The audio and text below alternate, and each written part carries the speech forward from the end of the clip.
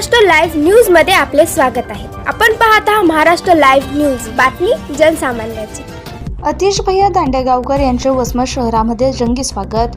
दिनांक 26 फेब्रुवारी 2026 रोजी माजी मंत्री जयप्रकाश दांडेगावकर यांचे चिरंजीव अतिश भैया दांडेगावकर आणि हजारो कार्यकर्त्यांनी भाजप पक्षाचे प्रदेशाध्यक्ष रवींद्र चव्हाण यांच्या हस्ते मुंबई येथे नुकताच पक्षप्रवेश केला आहे। या पक्षप्रवेशामुळे राष्ट्रवादी काँग्रेस पार्टी शरदचंद्र पवार गटाला मोठा फटका बसला, तर भाजप पक्षाला याचा मोठा फायदा होईल। पक्षप्रवेश झाल्यानंतर अतिश भैया दांडेगावकर यांचे वसमत शहरामध्ये आगमन होता जेसीबीच्या साह्याने त्यांच्यावर फुलांचा वर्षाव करत फटाक्यांच्या आतषबाजीमध्ये ढोल ताशांच्या गजरामध्ये कार्यकर्त्यांच्या वतीने भव्य सत्कार करण्यात आला। तर प्रसाद मंगल कार्यालय येथून भव्य मोटरसायकल रॅली काढत या सोहळ्याला सुरुवात करण्यात आली। छत्रपती शिवाजी महाराज गवळी मारुती मंदिर तर आसेगाव कॉर्नर येथील डॉक्टर बाबासाहेब आंबेडकर स्मारक या तिन्ही ठिकाणी दर्शन घेऊन त्यांच्या निवासस्थानी या रॅलीची सांगता करण्यात आली। या मोटरसायकल रॅलीमध्ये शेकडो भारतीय जनता पार्टीचे कार्यकर्ते मोठ्या संख्येने उपस्थित होते। सर्व कार्यकर्त्यांनी अतिश भैया दांडेगावकर यांना भरभरून शुभेच्छा दिल्या। तर वसमत शहराच्या विकासासाठी मी सदैव तत्पर असेल आणि सर्वांना सोबत घेऊन चालण्याचं आश्वासन सुद्धा अतिश भैया दांडेगावकर यांनी दिले।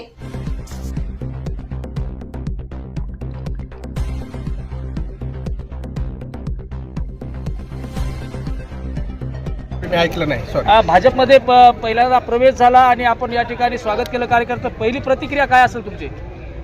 हा कार्यकर्त्यांचा एवढा मोठा प्रचंड उत्साह ही एका मोठ्या जबाबदारीची जाणीव करून देणारा आहे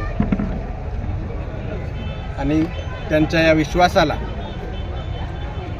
मी कधीही तडा जाऊ देणार नाही अशी मी इथं ग्वाही देतो। पुढची वाटचाल काय असणार आहे? आता सर्वांना घेऊन सोबत पुढे जायचं आहे।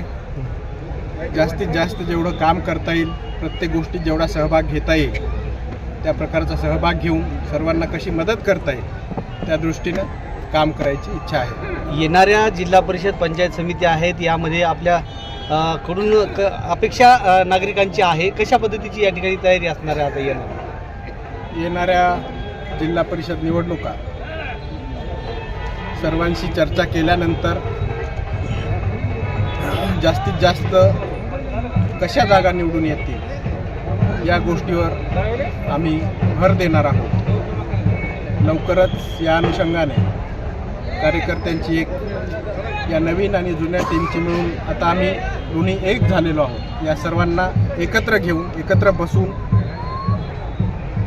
आम्ही सगळेजण चर्चा करणार आहोत आणि पुढची दिशा आम्ही ठरवणार आहोत। पक्षवाढीसाठी काय नवीन भूमिका असेल? पक्षवाढीसाठी आमची भूमिका हीच असेल, 1 यूथ 10 बूथ। प्रत्येक बूथ कसा मजबूत करता येईल, प्रत्येक बूथवर बूथ वाईज कशा नेमणुका करता येतील, असे कार्यकर्ते तिथं जास्तीत जास्त जोडता येतील आणि त्यानंतर पक्षाच्या वाढीसाठी अजून काही प्रकारचे कार्यक्रम घेऊन त्याला अधिक बळ कसं देता येईल यावर आम्ही लक्ष केंद्रित करणार आहोत। पक्षप्रवेश झाल्यावर प्रदेशाध्यक्षांनी आपल्याला काय शब्द दिले, काय काय वेगळं काय सांगितलं?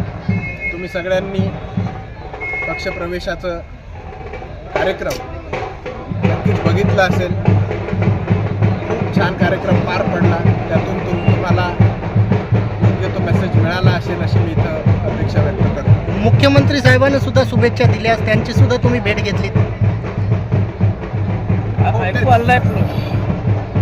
भेट याच दृष्टीने होती की ठरल्याप्रमाणे पक्षप्रवेश झालेला आहे आणि कशा प्रकारे पक्षप्रवेश झाला याची त्यांना थोडीशी माहिती दिली असता त्यांनीच प्रत्युत्तर दिलं की मी पूर्ण रिपोर्ट मला आलेला आहे आणि पूर्ण प्रदेश कार्यालयात आपल्याच पक्षप्रवेशाची चर्चा दिवसभर चालू होती असं त्यांनी तिथं नमूद केलं। नवीन विकासाची नांदी म्हणून सुरुवात होत आहे। भैया कशा पद्धतीनं विकास कामं हाती घेतल्या जातील?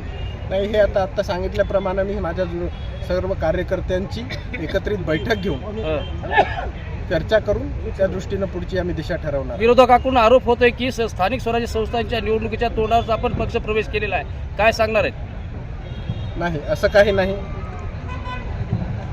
माझ्या जुन्या कार्यकर्त्यांशी वेळोवेळी वेगवेगळ्या बैठका घेऊन चर्चा करून